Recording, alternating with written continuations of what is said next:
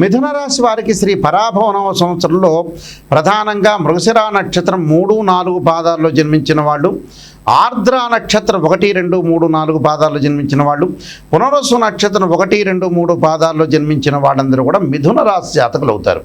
మిథున రాశి వాళ్ళకి ఏ విధంగా ఉండబోతుంది? 8 ఆదాయం, 11 ఖర్చుగా ఉంటుంది.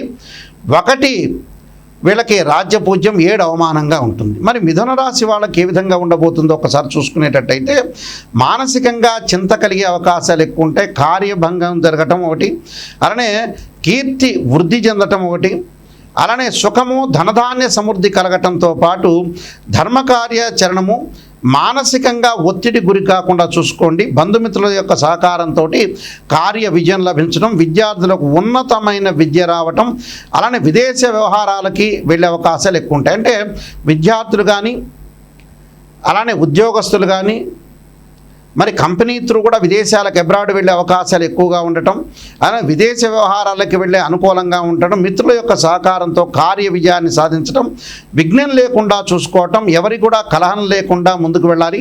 అలానే అవమానం జరగకుండా, శత్రు భయాలు జరగకుండా కూడా చూసుకొని ముందుకెళ్ళడం అనేది మంచిది. వీళ్ళు అలానే మృగశిర నక్షత్రం 3, 4 పాదాల్లో జన్మించిన వాళ్ళకి ఎలా ఉండబోతుంది అంటే రుణపరమైన ఇబ్బందులు రాకుండా రుణాల యొక్క ఒత్తిడి జరిగే అవకాశాలు ఎక్కువ ఉంటాయి.